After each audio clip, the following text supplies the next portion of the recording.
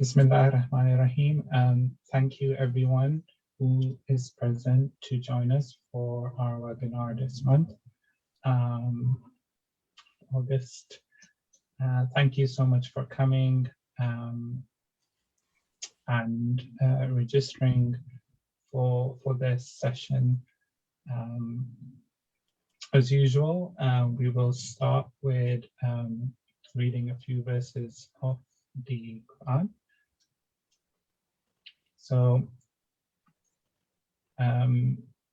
one of the verses which at least I was thinking in terms of, because our topic is today is to do with children's rights, and we have the verse in Surah Takwir, chapter 81, in which Allah subhanahu wa ta'ala speaks about the state of the Arabs when the Prophet arrived. And this is a very famous verse in which we talk about وَإِذَا الْمَوْءُودَةُ سُئِلَتْ, and when the baby girl, which was buried alive, is asked on the day of resurrection, بِأَيِّن ذَنْبٍ قُتِلَتْ, for what sin or what misdeed was she killed? Because when the Prophet arrived, he found female infanticide to be common among the Arabs, and this was something that was addressed by Islam.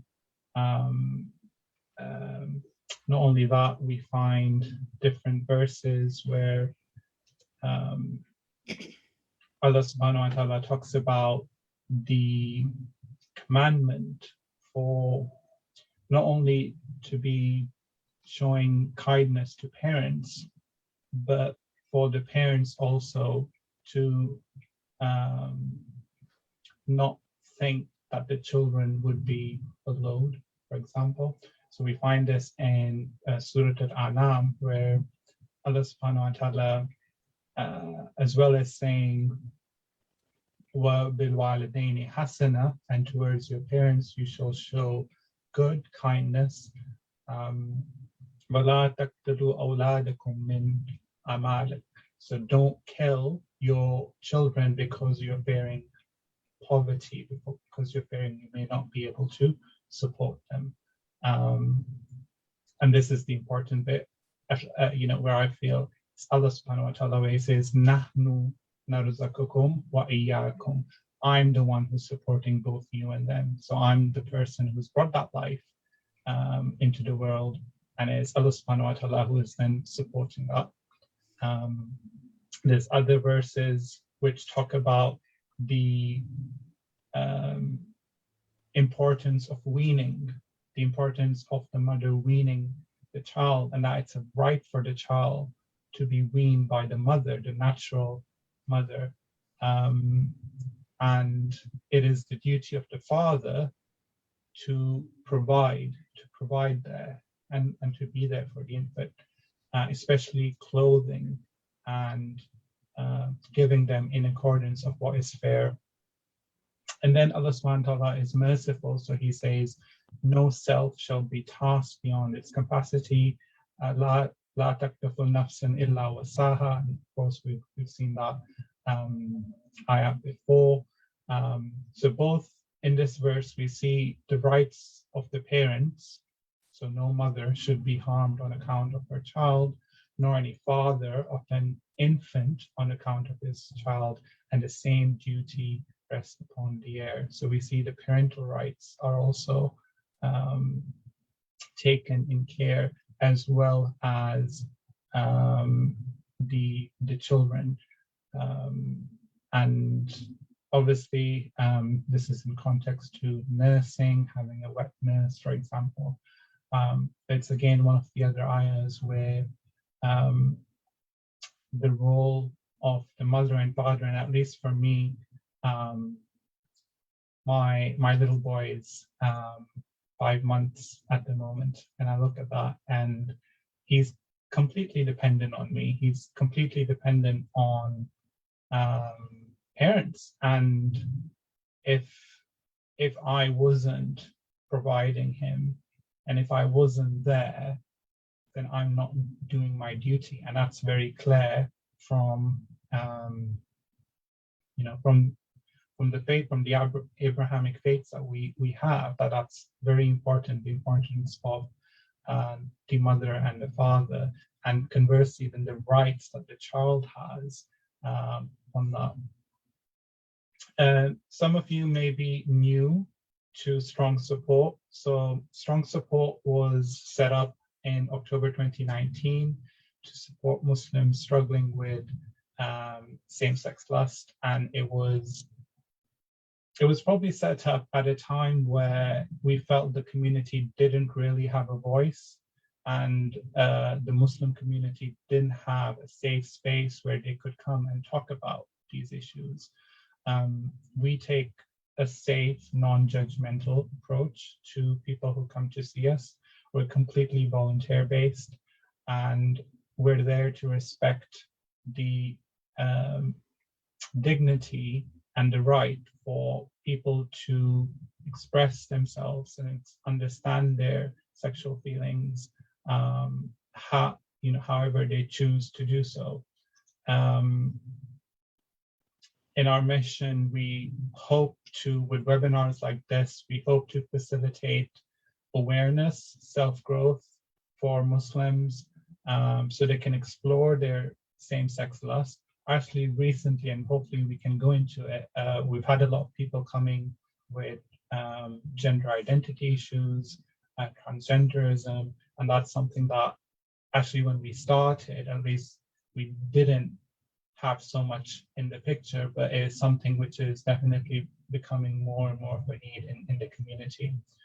So our mission is to be there to explore opposite sex attraction, because for a lot of us, that's not available at the moment in the current support services which are there for this population, and or to reconcile our issues which we have with the opposite sex. And then again, as I said, webinars like this inform and educate the wider Muslim community on how to address these issues and how best to look into this. So we have a free consultation. So anybody who needs any type of help, there's a form. I personally speak to the individual. We have 30 minutes where we give to everyone. Alhamdulillah, we've had about 200 people access that service so far. Alhamdulillah, it is, the feedbacks that we've got. We have running circles, we have 3 circles, a women's circle, a men's circle, an Arabic circle.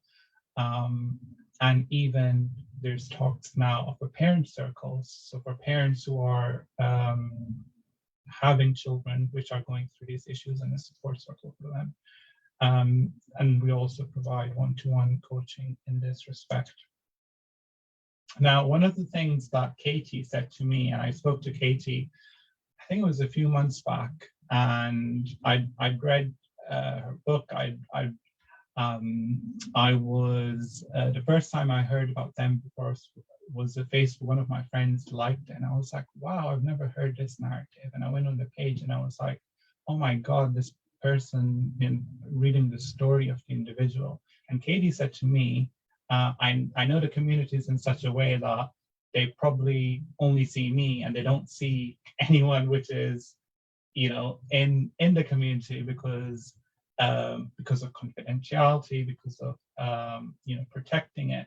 But actually, the power of stories and the power of individual accounts is huge. And Katy said to me, you need to bring those stories to the forefront.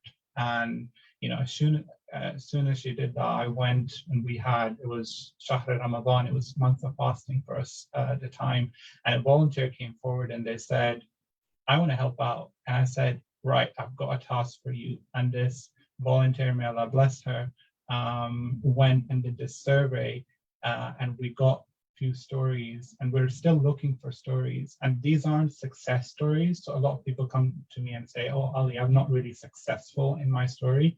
That's not what we're looking for. We're just looking for your experiences of how the journey is, what worked for you, what didn't work for you, what you would advise other people who are missing their journey. the power of stories is incredible, and what we will see in this webinar, at least we've been reading the book, and the accounts, they've really touched me.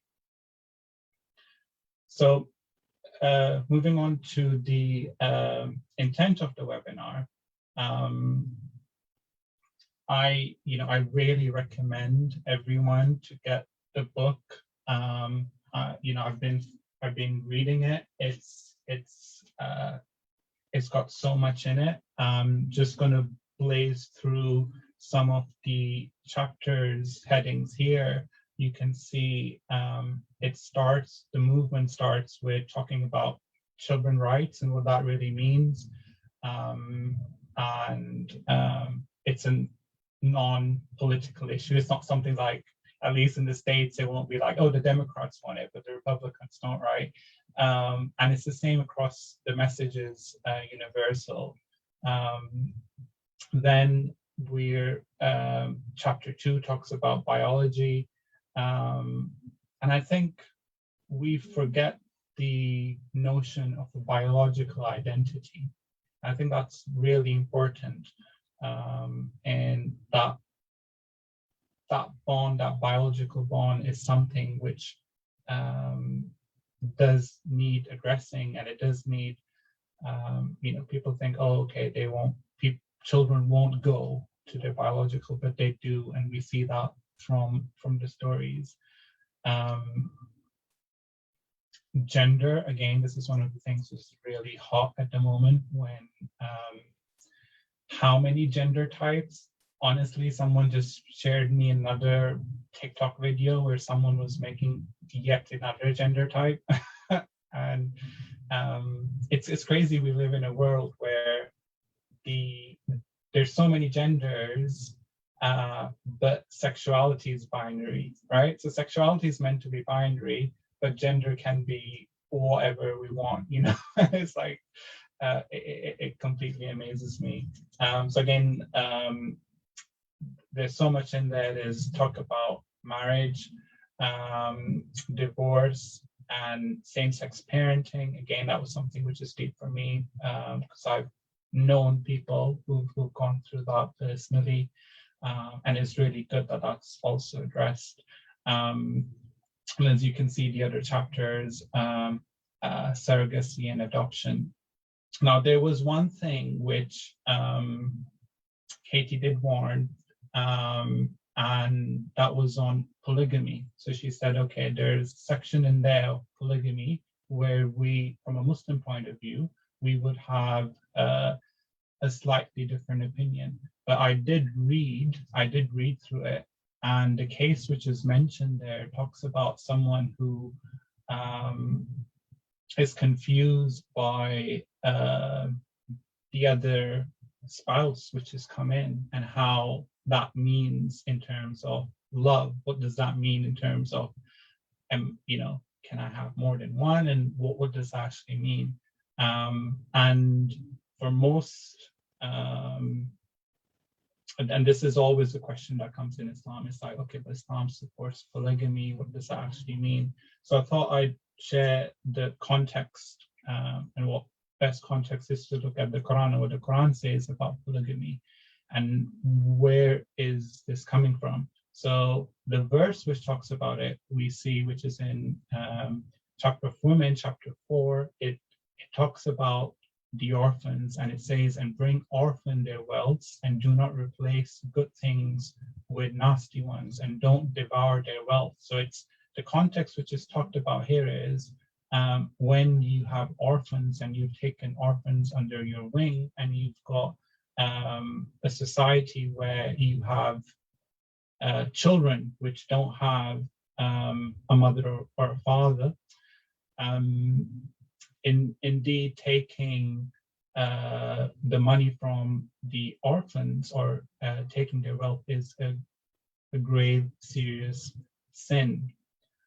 And if you fear you cannot be just towards the orphans, then marry the woman you like. So, a lot of the times people think, oh, Islam's, just, sexual, like, oh, you can marry as much woman, but they forget what the context is and what the context of the verse is.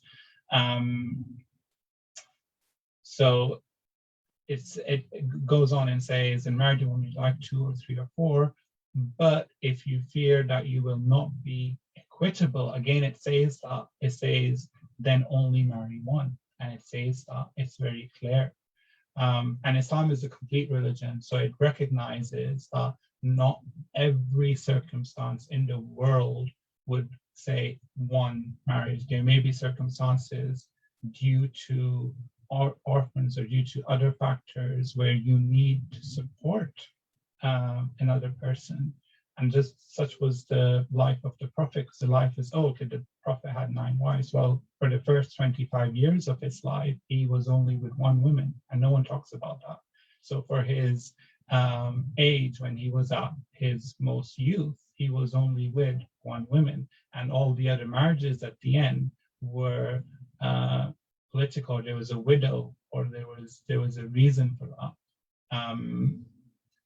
Obviously, the Old Testament and also supports the polygamy, so it isn't something which is completely off. But I have read it. Obviously, you can abuse polygamy as you can abuse marriage, and you can abuse any part of the faith as you like. But apart from that, it is definitely something which is really good. I encourage you to go to the website. The website is called thembeforeus.com. It has a whole host of stories. I love the slogan. The slogan is children's rights above adult desires, and that puts it so neatly on what what the essence of the movement is. Like I say, you can go to the stories and you can read first-hand account of very courageous individuals who have posted there, and they've shared their stories. Please do donate. I don't know of any other organization which is doing this type of work. There's different campaigns, to support the team, but to also support the legislative impact, for example. So, if you're touched by what you're hearing today, then please do support this movement, because obviously, in any way, if you can't do that, you can volunteer. But if you can donate, please, I do encourage you to donate for that. Finally, the speaker, which is with us,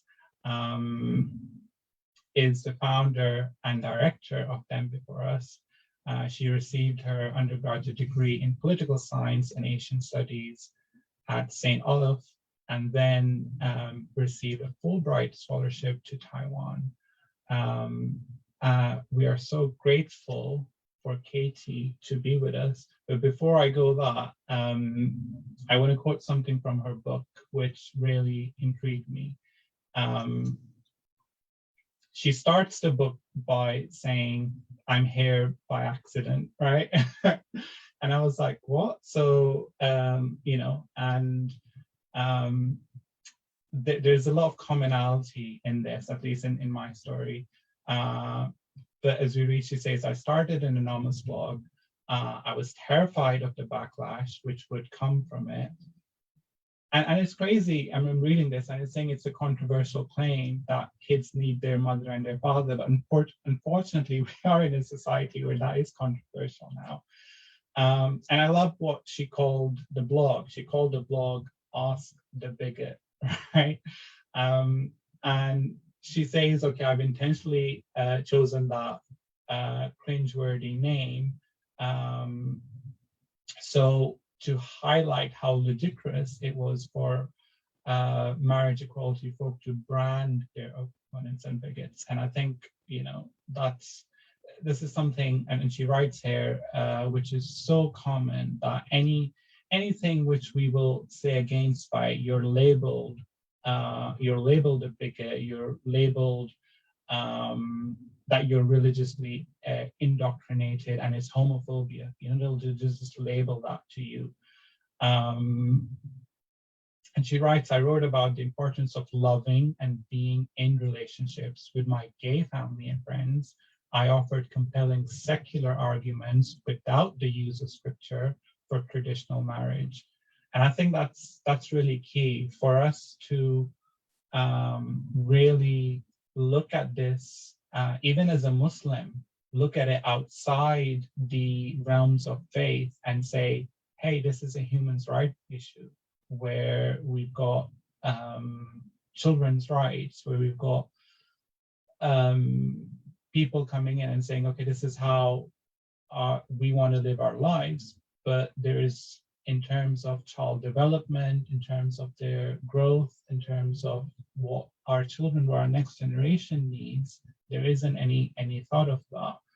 And I think that's partly why I think Them Before Us is reaches people who wouldn't normally reach under a faith banner, and I think that's why it's so important.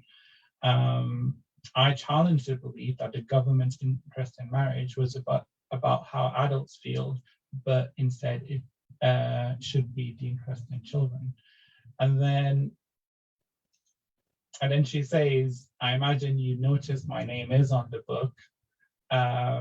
Perhaps you're giving me undeserved credit for ditching the anonymity, choosing to believe I was suddenly filled with courage it would take to go public. Consequences be damned, I wish. The truth is my alias was stripped by a gay blogger, and it's again the LGBT community, right? Who hunted down my IP address and outed me. And we see this time and time again. You have undercover LGBT, you've got people, and no one talks about this. No one talks about this activism. The truth is, my alias was stripped by a gay blogger who hunted down my IP address and outed me in the name of accountability.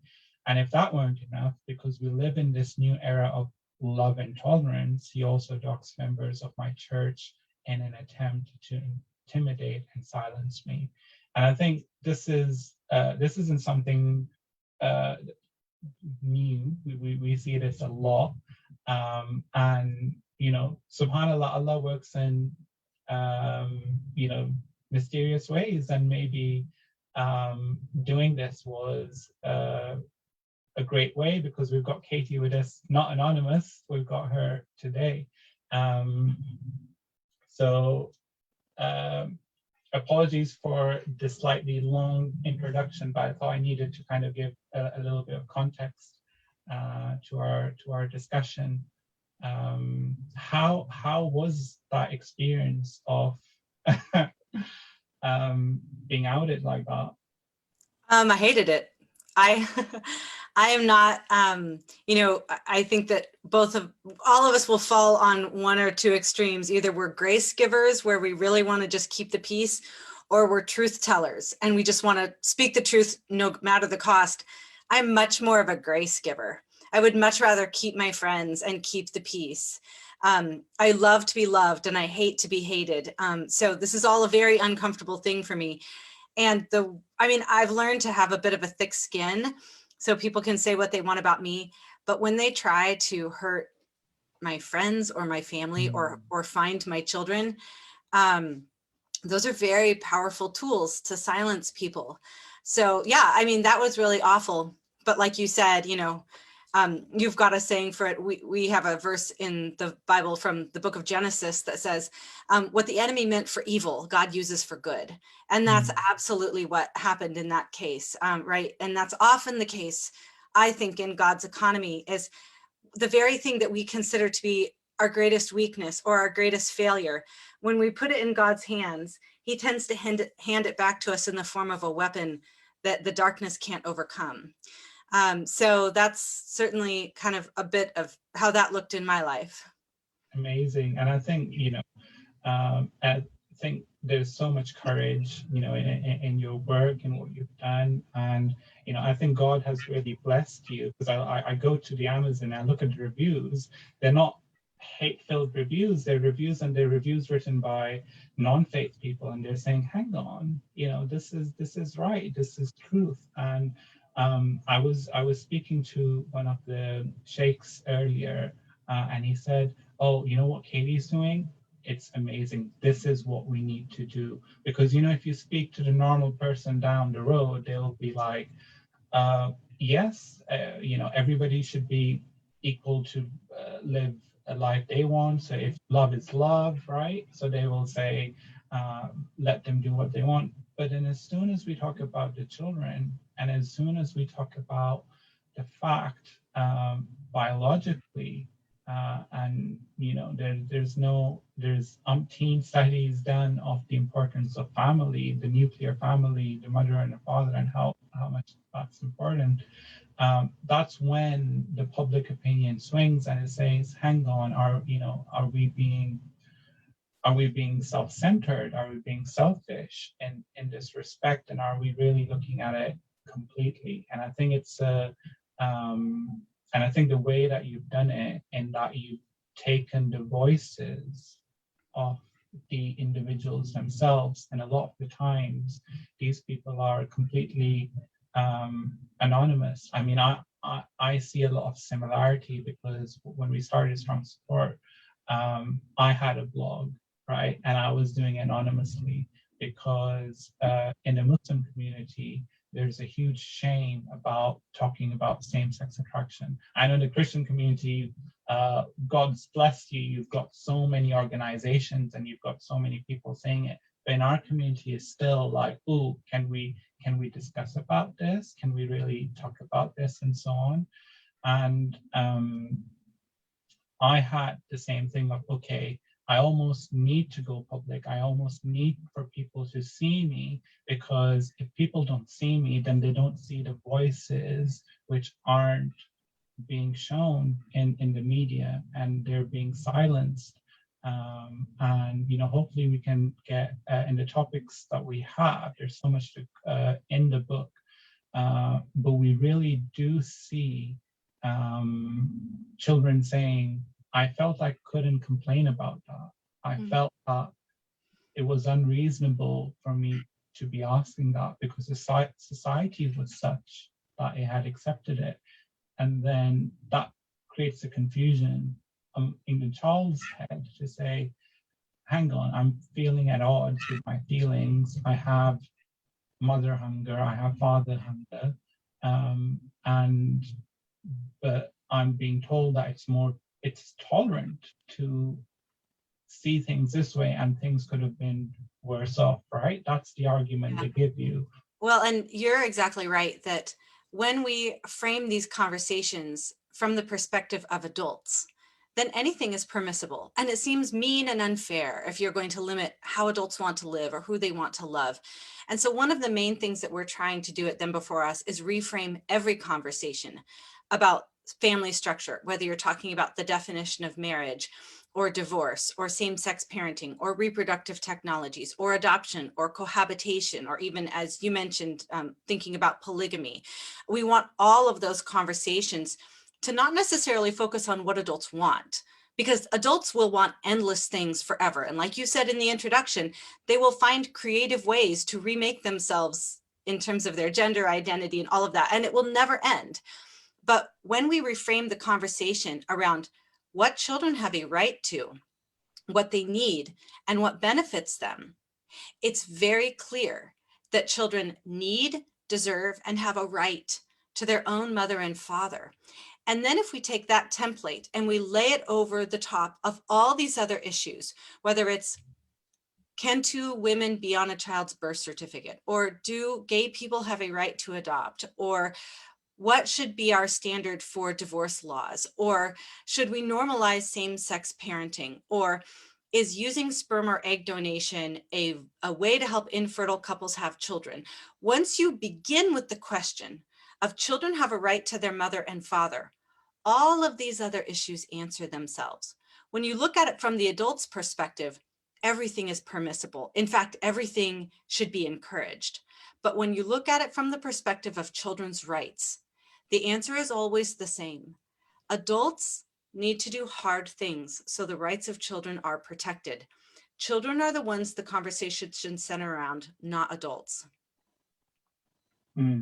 Yeah, and I think it's that reframing which is so powerful, and it's the narrative, like you just said, the start of the narrative, which we find is always from an adult perspective that we have, and we see this now. And I know we've talked about before of stories which are only now coming into light because of the acceptance. So if we look at same-sex parenting, for example, a lot of even states in the US have now legalized, and they've been allowed for adoption, for example, by same-sex parents. And it's taken, we've had years of that. So now we're having the stories from the children who are coming forward.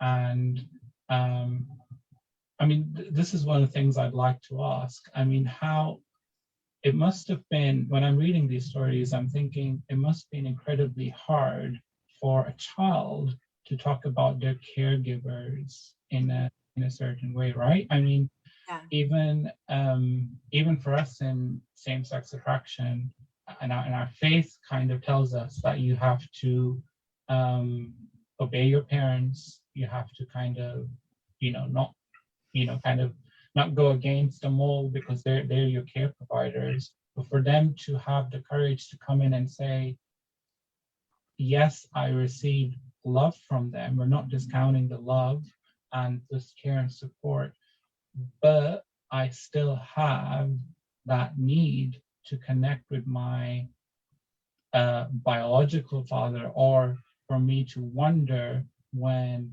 I was reading an account which said she was hearing about someone else's dad and her love, and she was like, well, I don't know what that feels like, and that, and actually sharing that is such an intimate thought, and so I don't know, like, how people do they come to you, or like how you create that safe space for those stories to come forward. Yeah. So backing up just a bit, like, it is very hard for these kids to be honest about the impact that their parents' choices have had on them. And we contrast it in the book. This book is a book about mother loss and father loss, and all the different ways that kids are losing their mother and father today. And we recognize in the book that mother loss and father loss has been a part of the human experience since time began, right? Parents used to routinely be lost to tragedy. Your verses talked about orphans. All throughout the Old Testament, there is special prescriptions in terms of protecting the fatherless and the orphan, because it's tragic. And obviously those children are incredibly vulnerable. And so God made special provisions all throughout the Old Testament for their protection and care. And so that has been with us forever. But these days, children are not losing parents overwhelmingly because of tragedy. They're not losing their parents because they are dying in war, right? Or they're not necessarily losing their mother because she died in childbirth, thanks so much to modern medicine. These days, children are losing their mother and father because adult desires are being prioritized above the rights and needs of children. And so what happens when a child loses their parent to tragedy? Well, this happened to my husband. He was 16 and his mother was suddenly and tragically killed riding her bike. And everybody mourned with him. Everybody surrounded him with empathy. Everybody remembered his mother and validated his grief, right? What happens when children lose their parents because of adult desire was prioritized above their rights? We call that intentionally motherless or fatherless versus unintentionally due to tragedy. So intentionally mother or fatherless happens when parents choose a no-fault divorce, and then a child loses connection with one of their parents, or suffers half of the connection they're made for. Or it happens when people with same-sex attraction choose to form a family around their emotions rather than around the rights of the child.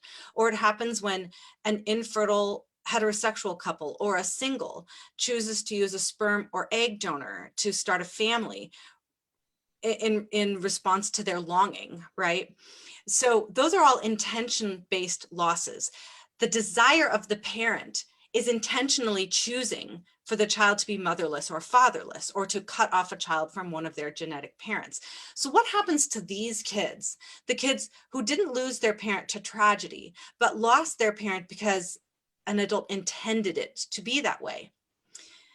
What that means is these kids, they still mourn, they still suffer loss, they still, like you said, long for what their friends have, that whole family unit.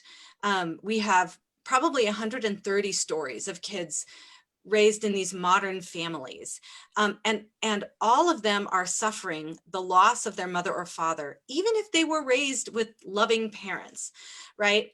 And so what we see in these kids who have lost parents because adult desire was prioritized above their rights is a few things. Number one, they mourn alone. They have to mourn in secret. Why? Because if they are talking, if they mention to their two moms, I really wish I had a dad, or if they mention to their mother and father who are raising them, but they were created through egg donor, I don't look like anybody in my family. Who is my real mother? What does she look like? Does she think about me? Does she know that I exist? If those kids talk to their divorced parents and say, I hate having to move every weekend, and I don't necessarily like this new guy that just moved in with you, mom, right? They are talking to the adults who are responsible for their parental loss. So it's a very different dynamic to bring up your story and to be honest about your loss when the people raising you chose for you to experience that loss. So number one, the kids have to mourn alone.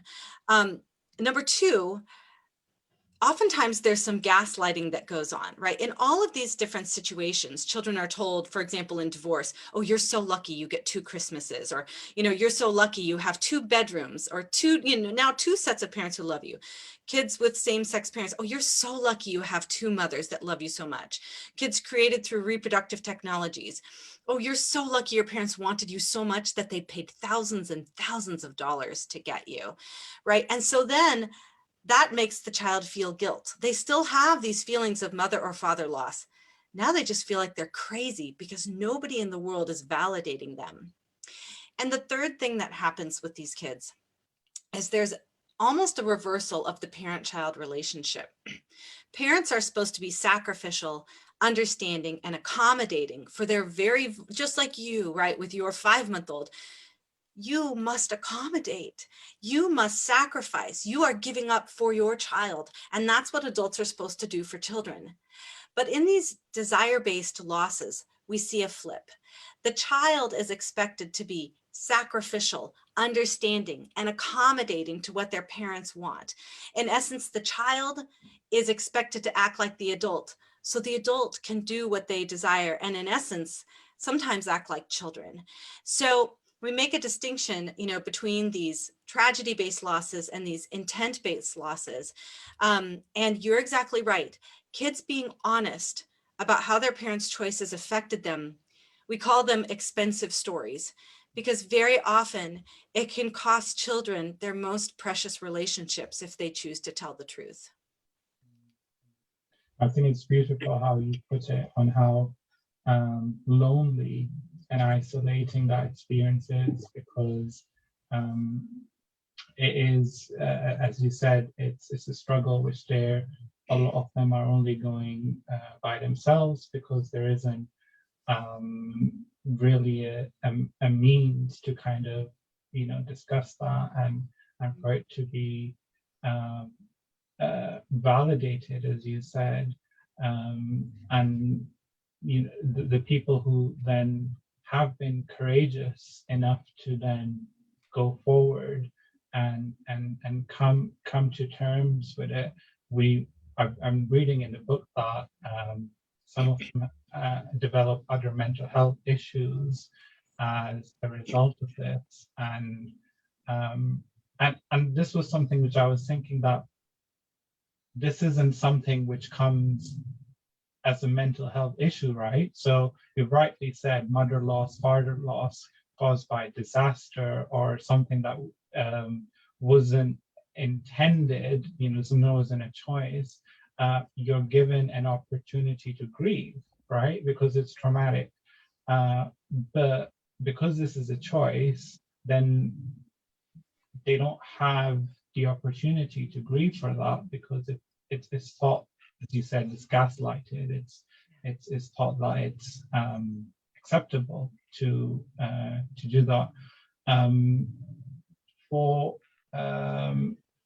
for these individuals in coming and getting help and getting the support which they need, what does that look like? Because you're at the forefront of this, and for the audience here, and I'm thinking a lot of the audience is thinking, well, we need to educate people about this issue as well.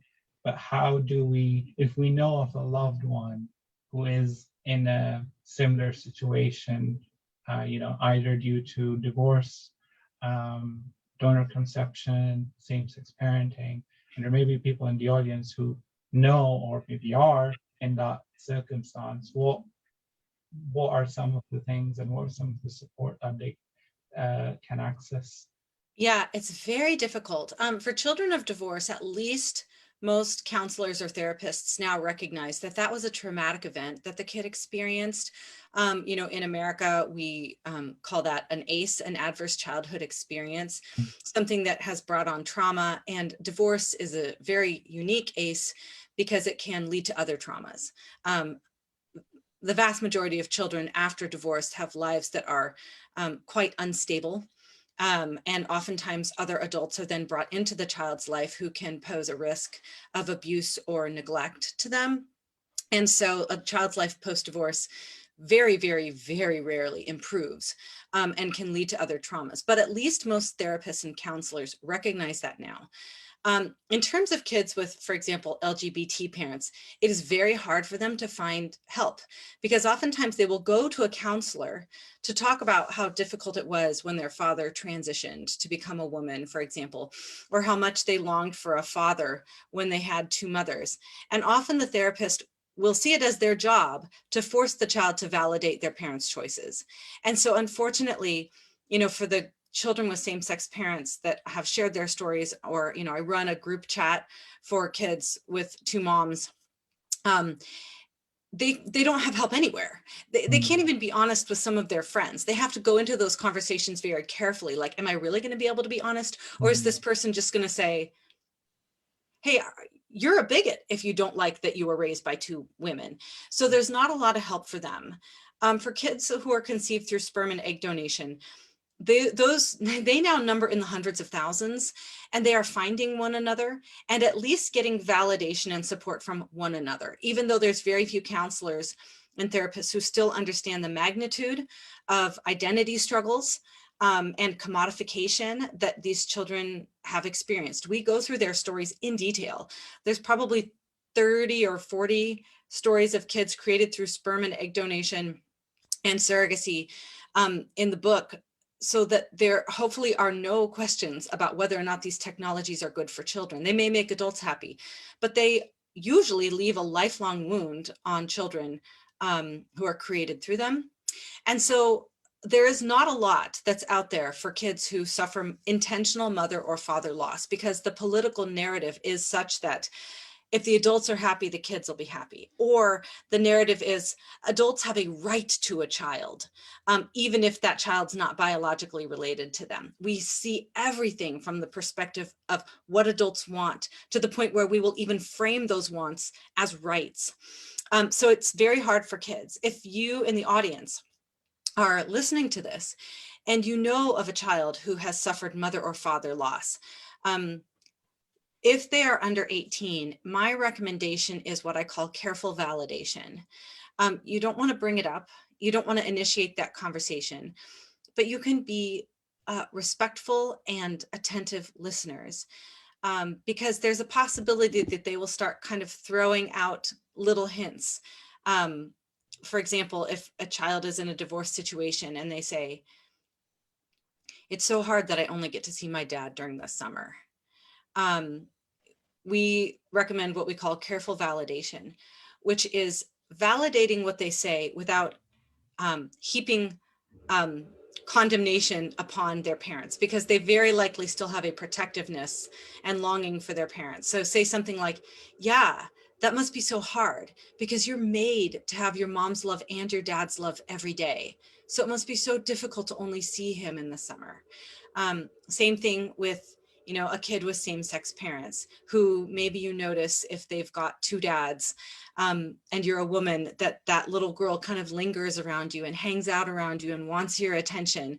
You know, careful validation of, I know that you've got two really good dads, but I'm really glad that you're with me because us women, we really have something special to offer one another, right? Some kind of careful validation. But under 18, you know, my main recommendation is stay connected to them, pull them in, especially if you're a guy and they've suffered father loss, you know, find ways to include those little boys in what you're doing with your sons.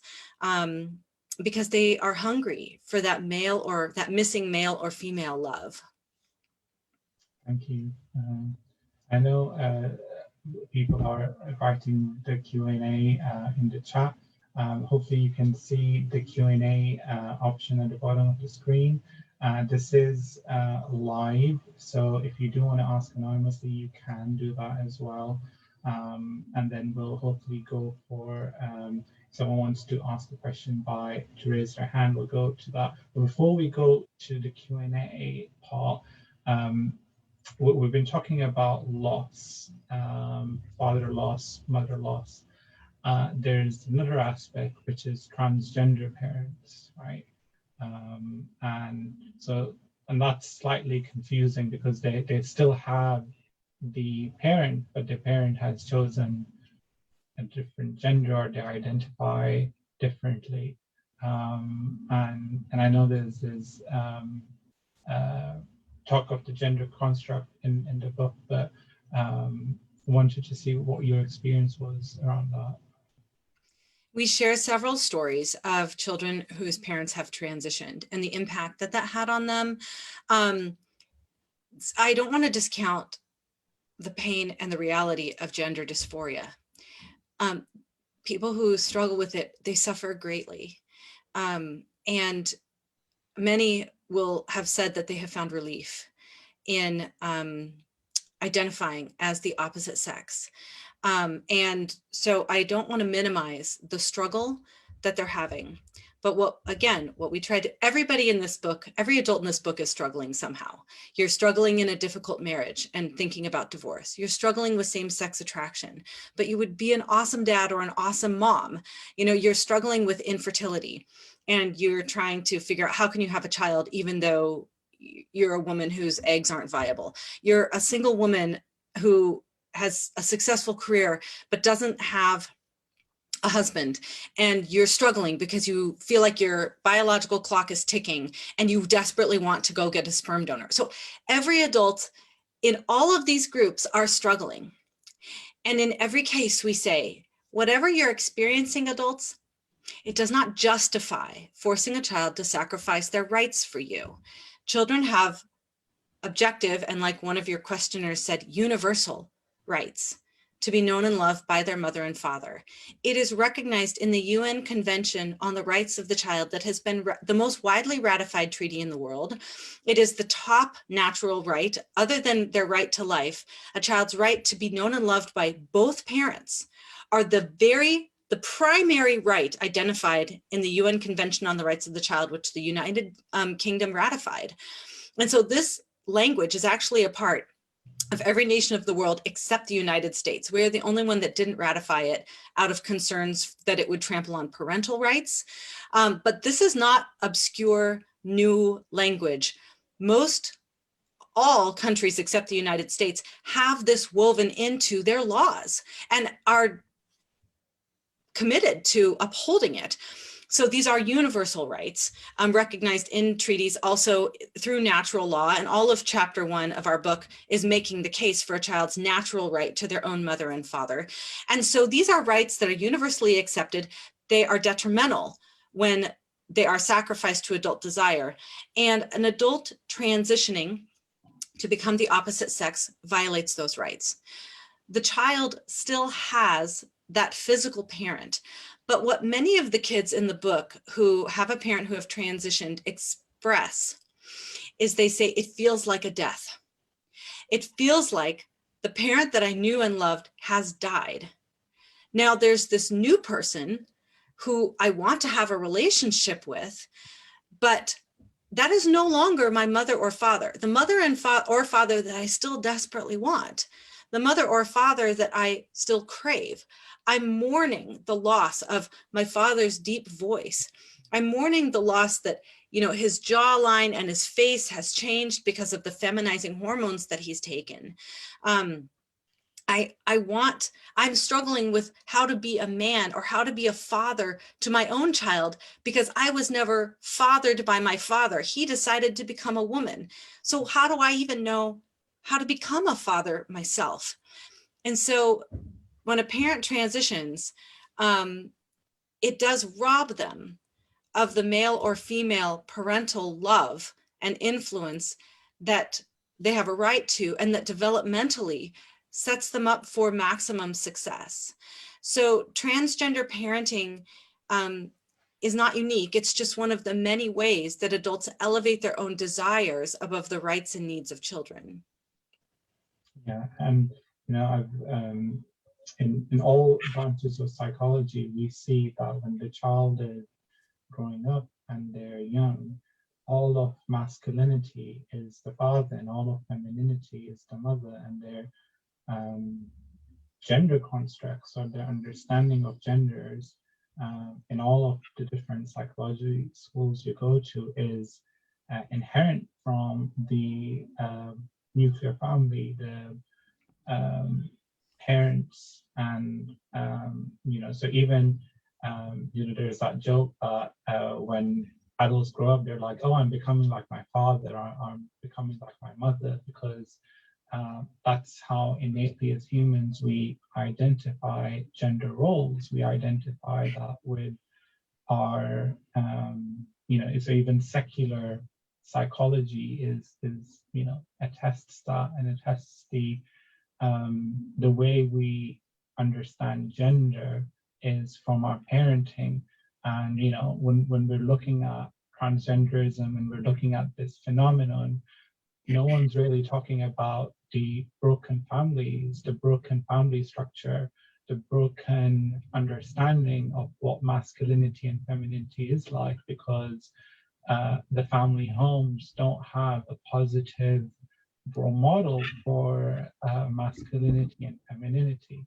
And I think you know, your work with the children hits home on the family values and the importance of the family, which is heavily discounted due to what we've discussed in terms of the sexual liberation and on the adult desires, which are taking precedence. So, you know, thank you for putting that very beautifully. I'd like now to invite the audience. But before that, is there anything you would like to say before we go to the Q&A session? No, I want all the Q&A. That's okay. The very best part. So let's just do that. Oh, brilliant. And I know you've been, a lot of you have been writing on the chat. So let's just see. So my Q&A. I will go to the chat questions as well. I'm just looking at the Q&A ones first. So the first one, and you can vote on these as well. And if you would like, you can also raise your hand if you want to speak. Just be aware that your name will be shown. So if you want to be anonymous, the best way is to use the Q&A function. So really appreciate your time. Katy, God bless you. How would you respond to the common narrative by psychological and medical bodies that same-sex parenting has no negative impact on a child's well-being? Apparently, no conclusive evidence demonstrates this. Good, very good question. So we spend one chapter of the book, chapter 6, talking about same-sex parenting. The first half of the chapter is discussing the studies on same-sex parenting. So we begin with a bit of a thought experiment, and that is that whenever you are not talking about same-sex parenting, social scientists and sociologists overwhelmingly agree on a few things. Number one, biology matters in the parent-child relationship. We spend all of chapter 2 detailing dozens and dozens of studies that talk about why and how biological parents are the most connected to, protective of, and invested in children. And we talk in chapter 2 about how non-biologically related adults, especially an unrelated man, poses the greatest threat to children in terms of abuse. And if any of you guys want to just fact check me on that, you can Google mother's boyfriend and see what the returns come up as. You're going to see pages and pages of the most horrific filicide, that is child homicide, and abuse ever. I mean, thank God most stepfathers and boyfriends are not abusive, but that statistically is the person that poses the most risk. Stepmothers, we detail in the chapter, tend not to care as diligently for the children in their home compared to their own biological children. And that holds true whether you're talking about heterosexual or homosexual couples. Biology matters in the parent-child relationship. That's why we spent 2 chapters on it. I'm sorry, a full chapter on that. The second chapter that we discussed, the third chapter, is gender matters and why men and women offer distinct and complementary benefits to children. So different are the ways that moms and dads interact that many parenting experts say we shouldn't even say the word parenting. We should say mothering and fathering. Men don't mother. Women don't father. Kids need and benefit from both. So when you're not talking about same-sex parenting, we know that biology matters in the parent-child relationship, that biological parents are ideal, that gender matters in the parent-child relationship. Kids need and crave the love of both a mother and a father. And then when you look at different studies, children whose parents have died, children whose parents have divorced, children created through sperm and egg donation, and even children who are adopted and by loving heterosexual couples, for example, none of those 4 kids fare as well as kids raised by their biological mother and father, even if in all these 4 categories, they end up having loving heterosexual parents. Okay, nobody disagrees about that. No serious researcher would disagree with any of the things I just said. Biology matters, gender matters, losing a parent diminishes your outcomes. Now, oddly, once you start studying same-sex parenting, there's a sudden consensus that there is no difference between kids raised in same-sex parented homes and kids raised in opposite-sex homes, despite the fact that they will always be missing a biological parent and be raised by a non-biological parent. They're always missing either maternal love or paternal love, and they have always suffered the trauma of death, divorce, abandonment, or reproductive technologies. So what could the possible explanation be? Why is it that there's a consensus about all of those things until you study same-sex parenting and suddenly none of those things matter anymore? Why do you think that is? And the answer is because the studies that show no difference between kids raised by same-sex and opposite-sex couples have very poor methodologies, and we detail those at length in the book. They tend to use small sample sizes. They don't use randomized samples. They tend to recruit the people in their studies. they don't evaluate the actual experiences of children. Instead, most of these studies just go to the, for example, lesbian couples and say, hey, does your kid love having two moms? They do? Awesome. Okay, so this is not the rigorous scientific method that you hopefully learned about in middle school and high school. This is political bias parading as science. And we detail that out quite a bit in the book, and then contrast it with the few studies that have been done using rigorous methodologies. And they overwhelmingly show, unsurprisingly, that kids being raised without one of their parents, without the gender complementarity, and after having suffered the trauma of parental loss, they fare worse. And that rings so true even in the population that we see. And when we discuss same-sex attraction, a lot of the times the father might be there or the mother might be there, but they're not present. Yeah. So it's like, you know, so you can only imagine that if they're not completely there, then how strong the hunger is. We've had so many, you know, clients which would say, my father was there, he was, you know, he wasn't abusive, but he just wasn't present. And just with one of the parents not being present causes enough trauma for the child to have issues later down the line in their development. So, you know. Yeah, we talk in the book, we try to kind of simplify things and say there's 3 staples of a child's social emotional diet, right? 3 things that all kids need to be nourished and to be able to thrive in life. Just like when you're feeding a child physical food, protein, fruits and vegetables, and starch, right? If you're missing one of those, the child is going to have a hard time running a marathon at age 18. So there's also staples of a child's social emotional diet. They are mother's love, father's love, and stability. If you do not have one of them, the child will be emotionally malnourished and they will crave what they are missing.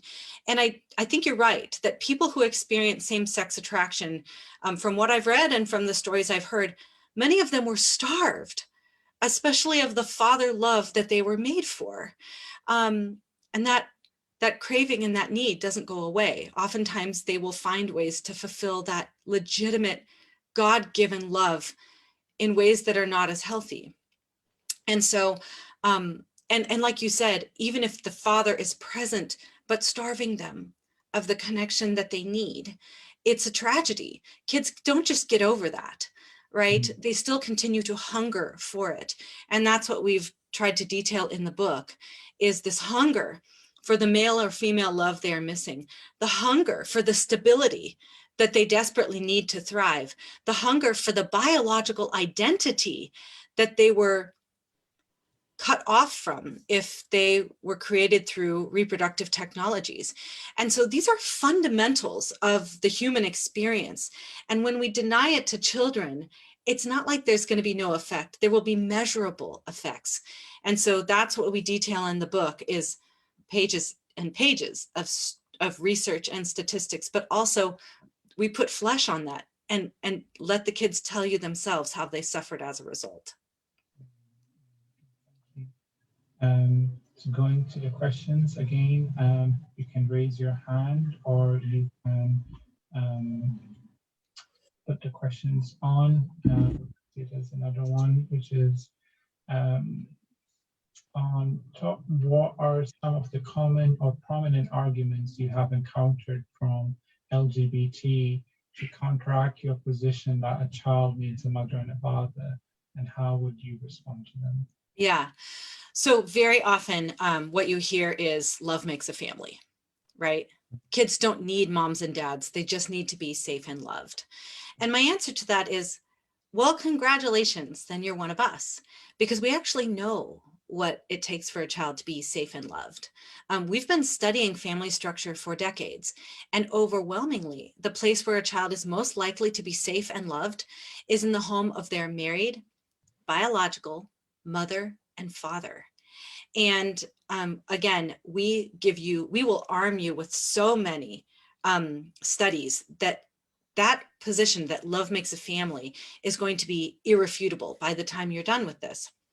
In addition, you know, that love makes a family line is used for much more than just same-sex parented homes. It's used for every way that parents want to organize their family around their romantic inclinations rather than the rights and well-being of their child.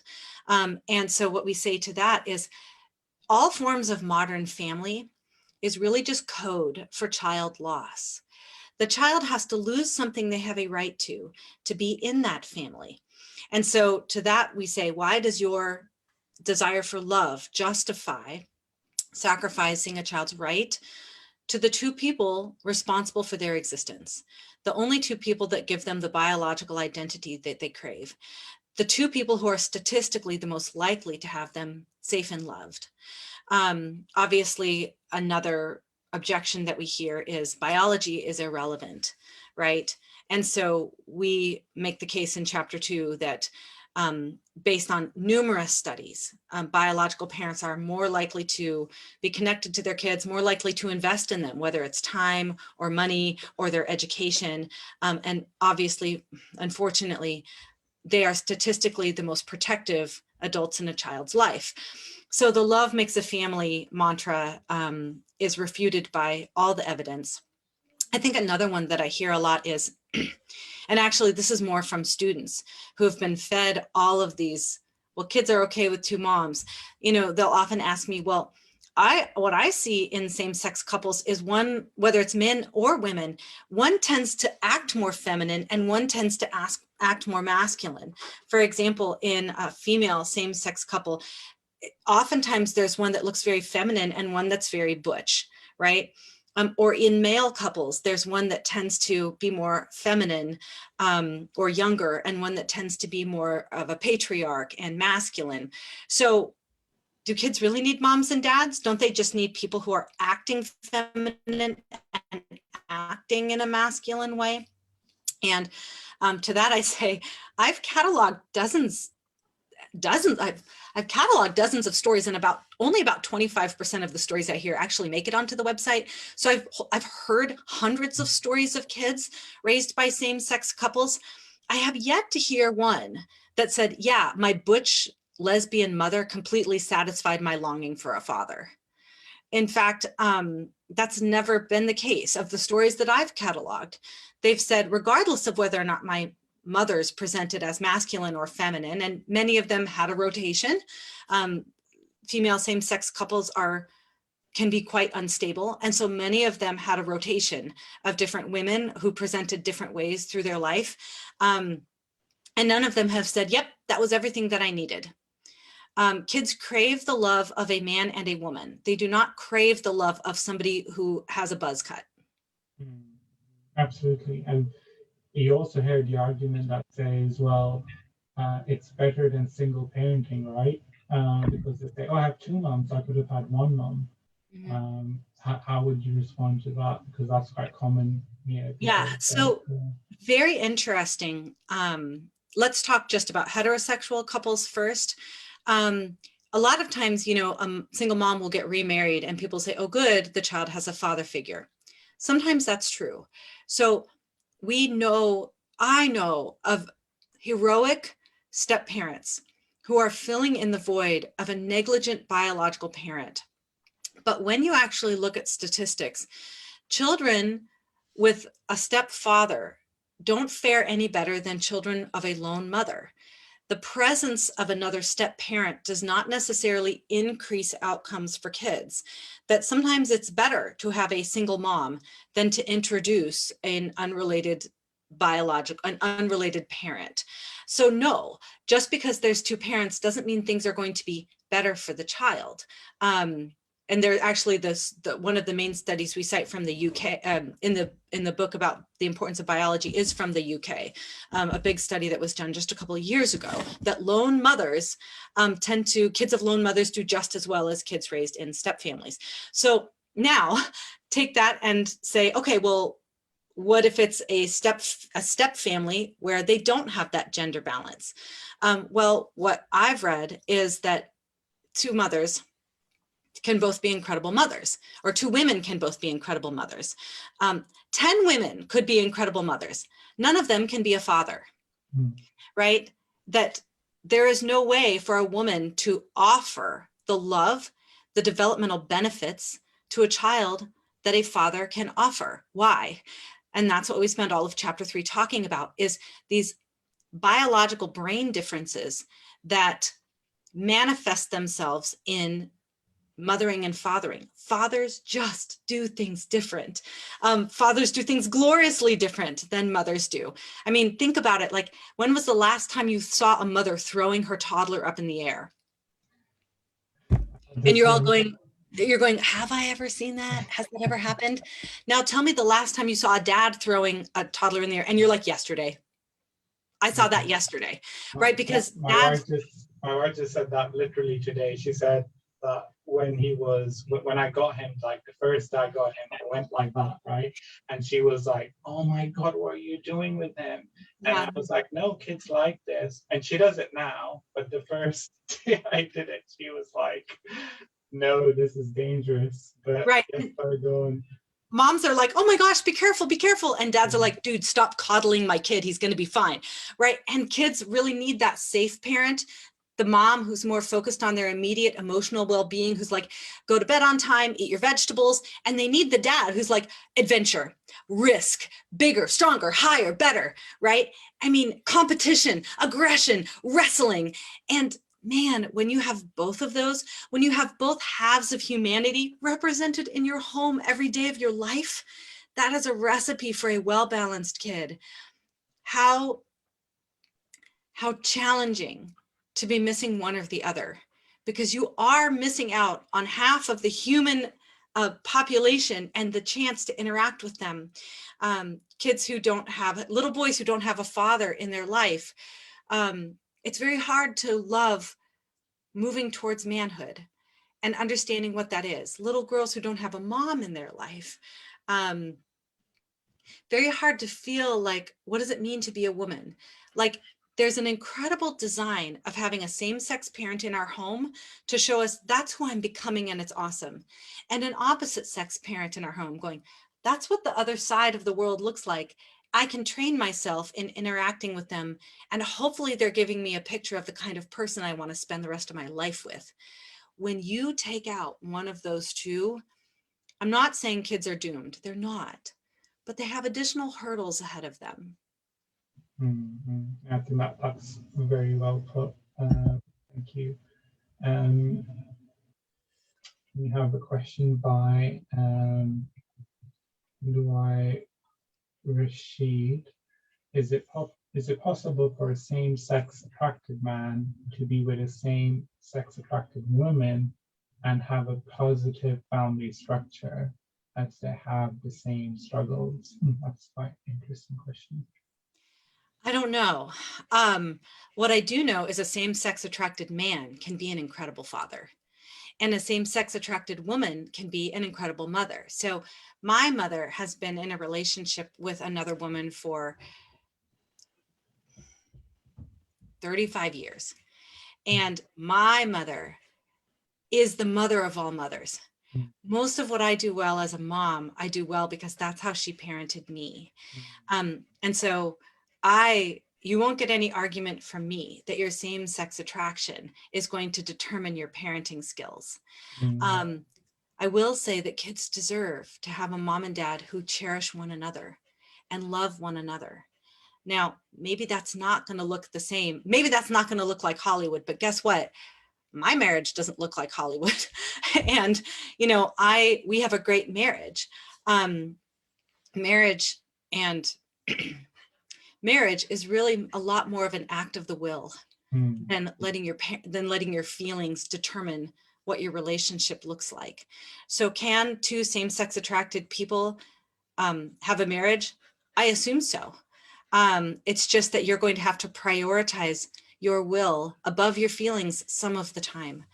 But I also have friends who are same-sex attracted in heterosexual marriages who, through the sweet friendship and the repeated sexual connection, have experienced increased romantic love for one another, even though I don't know if any of them would say that their same-sex attraction is gone. Mm. Well, thank you so much for sharing your, first-hand personal experience. I really appreciate it. And it's so true that we take these labels. We take these labels of same-sex attraction, or we'll take this label of heterosexual, whatever sexual identity you want to put on it, and we forget the humanness of that individual, and we forget that person is a human and they have the capability, if they're a woman, to be a mother, if they're male, to be a father, and that it it's odd that we take the sexual identity over the parental identity, right? So isn't that That's crazy? such a good point, right? Like, the reality is you have fathered a child, or the reality is you have given birth to a child. Mm, That should rule and reign when it mm, comes to your decisions, so much more than your sexual feelings do, which, like you said in the introduction, can fluctuate. I mean, for some people they don't, but for many people they do. They will overpower them for a while and then it will recede for a while. And so why should our feelings be a stronger dictator of our behavior than the child that we created through objective biology? no, absolutely. Just looking at the other questions. I'm going to also look at some of the chats. There's a question here from Brother Ibrahim. He says, I can agree so much with yearning for my father's love. Currently, I'm a son of a divorced couple. I live with my mom, but my dad left us and I haven't grown up with him since I was 9. I reached out to him before I'm 18 and he rejected me and doesn't want to talk to me, but I really do miss my father. Should I message my father? How should I message my father? Should I reach out to him? How can I fix this fatherless wound? I'm 20, by the way. Thank you in advance. Ibrahim, you were robbed of something that you deserved. Your father failed you, and I'm sorry. And I know that you're probably wondering, what's wrong with me? Did I do this? Is it my fault? And the answer is no. Your father failed to act like an adult. He failed you. He had a duty, just like your scripture mentioned, just like Ali mentioned in the introduction. He had a duty to you. He had a duty to love and care for you. And he failed that. He failed to love you and your mother the way you deserved and the way he promised to. So the first thing you need to get straight is this is not your failing, it's his. He had an obligation to conform to you, your rights, your needs. You were the vulnerable one in the situation. Now the problem is you need his love apparently more than he wants your love, right? You need connection for him because it's a developmental fundamental for you. Whereas for him, he's already grown up. So he doesn't need your love and connection and affirmation as much as you need his. So I'm sorry, because that does leave you feeling like a beggar, doesn't it? Feeling like you are begging for him to give you what he should be giving to you. So you can try. You can try to reach out. You can try to be honest. You can try to say, I desperately need you in my life. I need you regularly in my life. I need you to know me. I need you to love me. I need you to connect and support with me. But if he does not do that, I pray that you will be able to find good men who can spiritually father you, because you do still need it. You still need that older man who can guide you, answer your questions, show you what it looks like to be a good man. I pray that there are those men in your life somewhere who can pour into you and give you the fatherly love that you were starved of. So you can do what you can, but you can't control what your dad does. And the most important thing is you recognize that this is his failing and not yours. So much of us personalize what's been done to us. So thank you for that, and I hope Ibrahim just said thank you so much. So thank you for that. We have a question from Mustafiz. He says, thank you for your talk. What are the common behavioral traits as manifested by children with same-sex parents? I taught a 5-6-year-old boy with 2 dads and was routinely spat and at and bitten by the child. The boy had been adopted, having been neglected by his biological mother. How much of this behavior can be attributed to the neglect and how much to having same-sex parents? So I don't know. From a research standpoint, we don't know. Many of the surveys and studies that have been done don't tend to make a distinction between children raised by same-sex parents who were created through reproductive technologies versus those who are adopted. But adoptees do suffer pretty significant struggles, attachment disorders, and behavioral issues, especially if they're adopted later in life. So I don't know how much of that has to do with being adopted versus having mother deprivation. What I can say is that, so we have an adopted child. I used to work at an adoption agency. I'm very passionate about adoption when it comes to an institution for the good of children. What we must be very careful with when it comes to adoption is not seeing this as a way for adults to get kids, right? This is not a way even for adults to complete their family. This is an institution centered around what the child needs. The child is the client. And so when it comes to adoption, I would say that kids who have suffered the trauma of losing their first family, those children especially need a mother and a father. They are going to even more need that balance of hard boundaries from dad and sweet nurturing from mom. And sometimes that ideal is not available, and maybe a same-sex couple is the only one that is available. But when it comes to adoptees, mothers and fathers should always be prioritized, because they're not just starting from the baseline where Ali's beautiful and fortunate son began. They are beginning with a deficit, right? They are beginning not just with the basic need all children have, but the trauma and the loss, the rejection, what we call in the book, the primal wound of losing their mother. And adoptive parents very often are not starting from a foundation. They're starting under the foundation and trying to build. So I'm so sorry that this little boy in your life struggled so greatly. I'm sure he needs a mother, because all children need mothers, but there very well might be a lot of trauma from his adoption as well. Yeah. Thank you. I'm conscious of time. Are we okay for a few? I've got a few more minutes. Yeah. Okay, yeah. So I think we'll go for the last question, which is, why do you think that it is the psychologists and doctors are not speaking up, even though they are seeing the devastating impacts? Is it solely political? Aren't they supposed to care for their clients? Yes.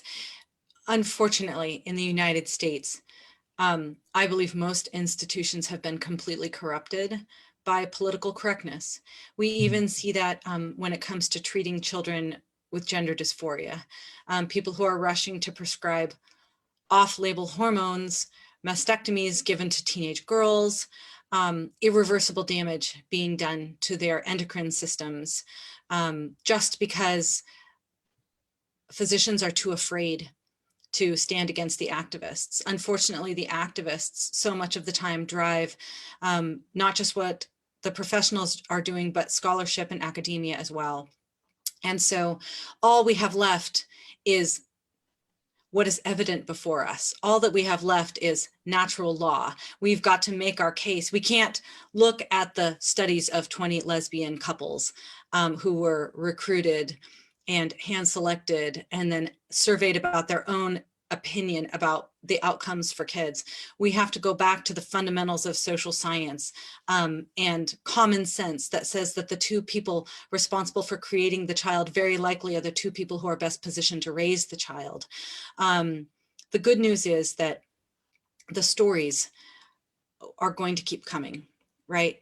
That now we are going to have more and more kids, maybe even since gay marriage has been legalized, who now feel like, okay, so what? They've got their legal recognition.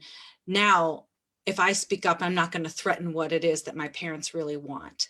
And so we are going to start to see, I believe, an avalanche of stories of children who have been denied their mother or father, often because adult desire was prioritized above their rights. And we include about 30 of their stories in chapter 6. I dare you to read it. I dare you to read it and not say, well, of course they feel this way. And it's the kids with 2 moms or 2 dads who are like, I loved it. There was nothing wrong with this at all. Those are the outliers. These are the kids that are experiencing what every kid throughout human history has ever wanted. And that is the love of their mother and father. So, you know, I often say, regardless of what the experts say, regardless of even whether or not what the law says about marriage and parenthood, you will never legislate away a child's longing to be loved by their mom and dad. Either our laws are going to align with that obvious reality, or our laws are going to seek to ignore it to the detriment of children. So yeah, I unfortunately think that a lot of the experts have been corrupted. But as a good friend of mine, Doug Mainwaring, says, he's also a man that experiences same-sex attraction, but he's in a heterosexual marriage. He says, you'll never be on the wrong side of history when you're on the right side of natural law. And natural law says that kids need, deserve, and have a right to their mother and father. Absolutely. I think it's really beautiful way to put it is truth is truth, right?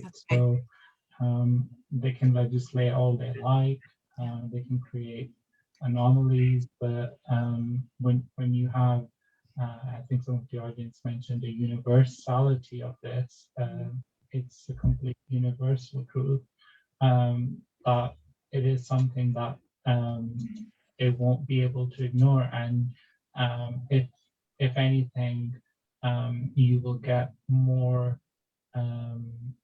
of these stories now coming forward, and kudos to the courageous people who have been the forerunners in this, in that they've been courageous enough to speak out on this. I'd like to, before we end, I'd like to encourage the audience or people who are seeing this later on, if you do connect with this work, then please do support the movement. You know, there's the donate option on the website. I mean, at least for me, it was something which I looked at and I was like, you know what, no one's really focusing on this. And it's as Katy's mentioned, it's a universal movement, and it's beautiful that we're having this conversation between faiths, right? We're having this conversation today between faiths. But I think it's the beauty of the organization is broader than that. It's not just a faith issue; it's a human rights issue. Right. And yeah, that's exactly right. And I want to point out to your audience, I'm very humbled to, at the very beginning of the book, have endorsements from Mobid Vaid and Dr. Abdullah Hamid Ali, who both gave very humbling endorsements. At the end of the book in chapter 10, We talk about all of our different supporters on 6 different continents, and many of them are Muslims. That's because all of us are members of the human family first. Every single one of us came from a man and woman. Every single one of us understands the importance of that man or woman, whether we had both of them in our life loving us perfectly, or whether we lost one of them and understand the pain that goes along with that. This is an issue that people of all faiths should be able to get behind. And I want you. I want you, you in the Muslim faith. I want you in this movement, because this is a global issue. It is children's suffrage across the globe, because the mechanisms that are threatening children's rights are not just here, and they're not just in the UK. They are everywhere, and so we do want a global interfaith movement of everybody that's concerned about the well-being of children. Absolutely. And I've known Katy during the time I've contacted her, and I've looked at her work, and I can just say she's honestly one of the most transparent, authentic individuals that, like, as you probably saw in this webinar, she's shared about her mother, her marriage. Hopefully your husband's okay with it afterwards. But I think I've been following Katy, and the thing, in leadership, when you look at leadership and you see authenticity and you see someone being really open and really honest, and her work in which you're reading these stories where people are being cruelly, these are, as she says, they're emotionally expensive. I love that. It is emotionally expensive stories. It's really taken a lot of courage, a lot of strength. And like we said at the start, it was something that Katy started, anonymously, but, by the will of God, she's here with us, and, heading this movement. And, we pray that God supports her in this, and we pray that there's continued success for this movement globally, and it's so important. And I can tell you, everyone which I've discussed about this movement has said, "Oh, let us know what's the website," and there have been so many people who've been interested in it. So I hope at least this webinar is one of the starting points, is at least we can do. And if there is anything else we can do to support you through other means, then please do let us know. Yes, I know there's a lot of questions which didn't get answered. Katy, do you have a way you would like for people to communicate with you or your organization so people can get in touch? Yeah, you can email me. I can definitely send you resources or articles that we've written. My email is Katy, Katy, at thembeforeus.com. Katy@thembeforeus.com. I'll put that in the chat as well. Perfect. So that people can, because I know there's, I always have this lot of questions, and then people say, "Oh, you didn't answer," but hopefully for the time. I just want to thank Katy for joining us. I'm a huge fan of her book. I really recommend it. You get it. It's on Amazon. If you're in the UK, it's on Amazon. And you won't, I read through it, and it really shook me, because, the strong support, at least when I started, it was like, oh, okay, I'm still in the adult paradigm, when I started strong support, and I'm looking at it. But recently I've had so many parents, and being a parent now, it's changed my perspective, right? So when you become a parent, everything kind of changes, and it's what we discussed about the parental identity should supersede the sexual identity, you know, and I think that's so important. So you can either get the book, donate to the cause, but please do spread this message so we can get a voice out for this community, which is a very lonely community at the moment, which doesn't get the support it needs. I'll leave any closing comments to Katie before we finish. Thank you for having me. I am so grateful to know that strong support exists. I've now been following you guys, and what a gift you are to, honestly, to the Muslim community and to the people who need an alternative to what the culture is offering them when it comes to sexual identity, because it is empty. And there's ways to reconcile your same-sex attraction with a more holistic and healthy identity without pretending like it doesn't exist. So I'm so grateful that Strong Support is offering that pathway to people in the UK. And I'm so glad that you've got stories on your website, because I'll tell you what, there's so much power in stories. And I am going to go read them now that I know that they're up. So thank you very much for giving me so much time with your audience today. Thank you so much for having us, and thank you for the audience for being with us. And our next webinar, we will have, we'll be talking about what Katie's mentioned here in terms of therapeutic choice. We have Mike Davidson would be joining us and talking about the legal implications of the work that you know, we're doing. We're going to talk about this conversion therapy, this term which is almost put at us, and hopefully, you know, you can join us for that. But you can probably hear my toddler. We're just it's his sleep time at the moment. So thanks everyone for joining, and hopefully we see each other soon. God bless. Thank you. Bye.